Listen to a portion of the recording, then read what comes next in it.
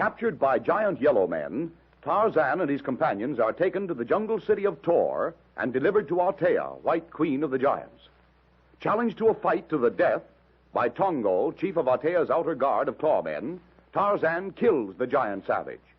Against their will, the ape-man's friends are forced to witness the sacrifice of a Ratorian prisoner to Pantu, the fire god of Tohr. Infatuated with Tarzan, Althea tells him it is her will that he remain in Tohr as king of the yellow men and become her mate. She adds that the fate of his companions rests upon his answer. The ape-man puts her off. Later, as Tarzan and the others are discussing the situation in their quarters in the palace, Mungo, chief of Althea's warriors, comes with an order to conduct the ape-man and Dr. Wong Tai to the queen. Mungo leads them to an underground passage, opens a heavy door, and bids them enter.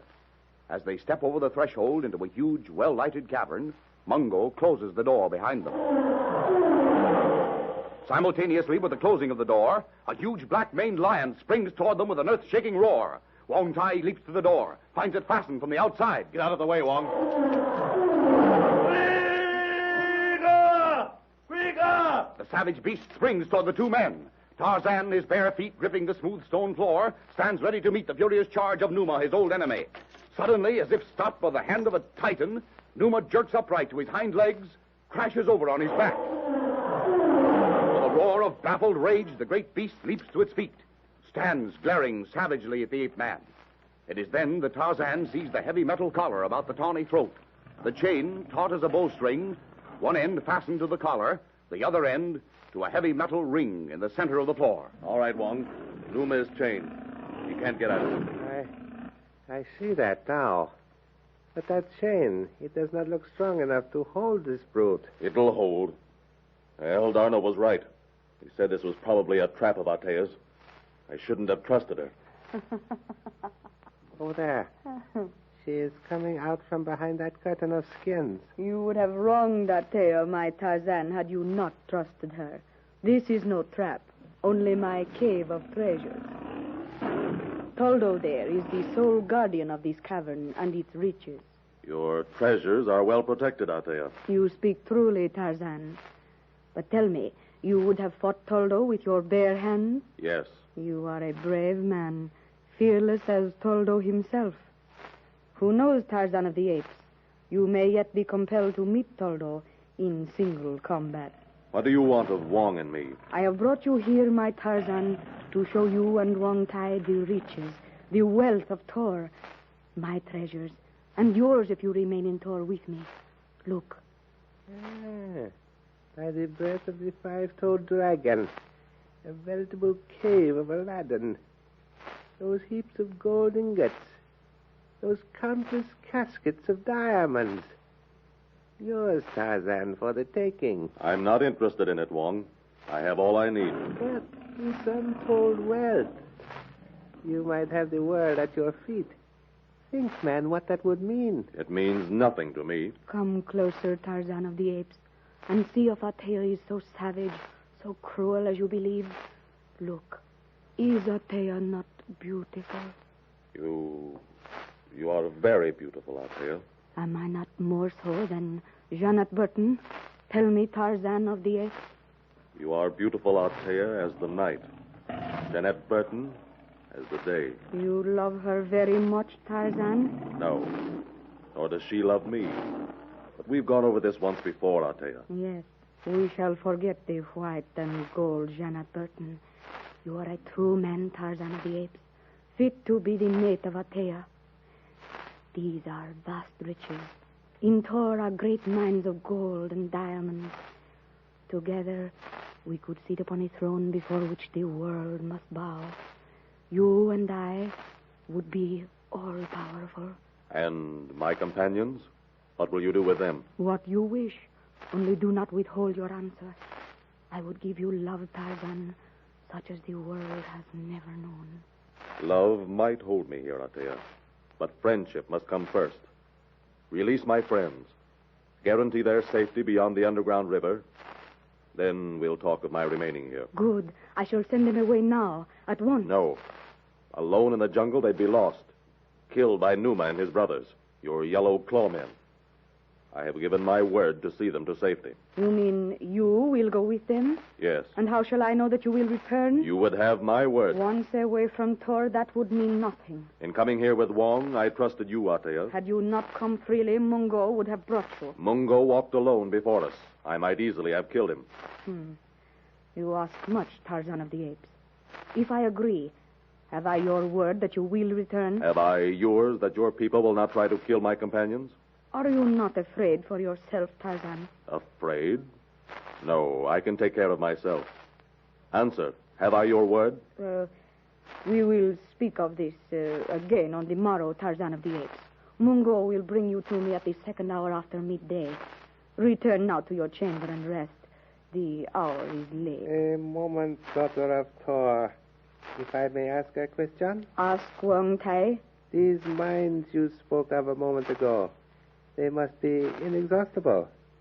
They are nearby? Within the walls of Tohr.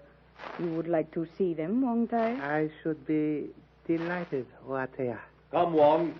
Let's get back to the others. At once, Tarzan. Do not place too much confidence in the word of this man, my queen. What do you mean, Wong Tai? I have good reason to believe that Tarzan and Janet Burton, you understand? They lied. So, yes, Wong Tai, I understand.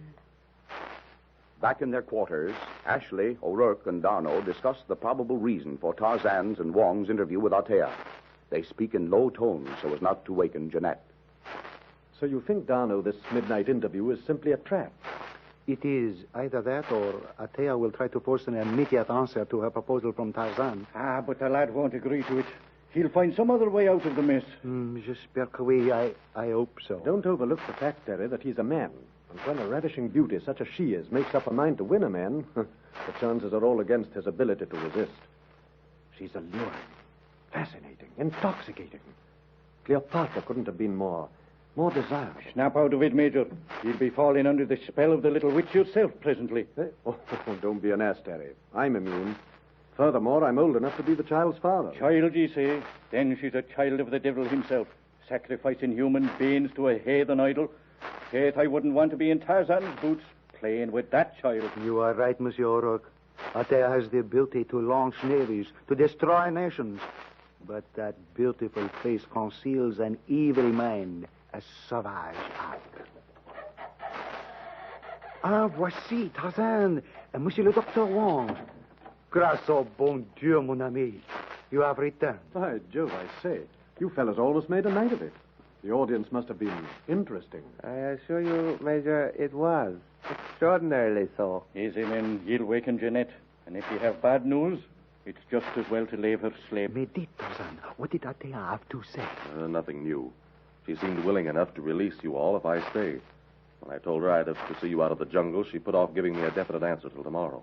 She doesn't trust me to come back. Mais Tarzan, you did not promise to return. It amounts to the same thing, Darno.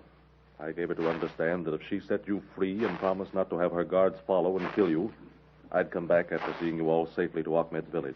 Sure, and I told you he'd find a way out. Once beyond the reach of the Lady Atea, you'll be forgetting you ever saw her, Tarzan. No, O'Rourke. Not if I promise to return. But great Scott, man, you certainly wouldn't consider a promise given under existing conditions as binding. Yes, I would think so. Fate, me lad, we won't stand for your making any such ridiculous sacrifice as that. Tell him, Lieutenant, he's crazy. It is useless, Monsieur O'Rourke. He means exactly what he says. Oh, I say, but that won't do. If I promise Atea to return, that does not mean that I've given my word to remain then indefinitely. But if you come back here, mon ami... I'll have no one to look after but myself. I'll get away the same night. Let's not talk of it now. The sun will be up in a little while, and tomorrow is another day.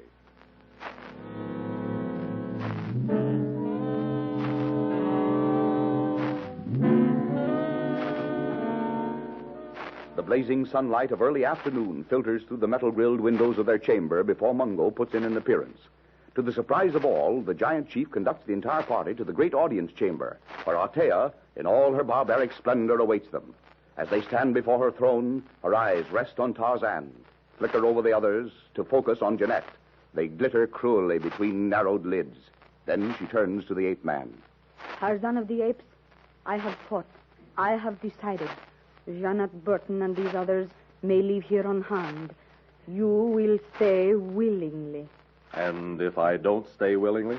Then none of you will leave. Ever.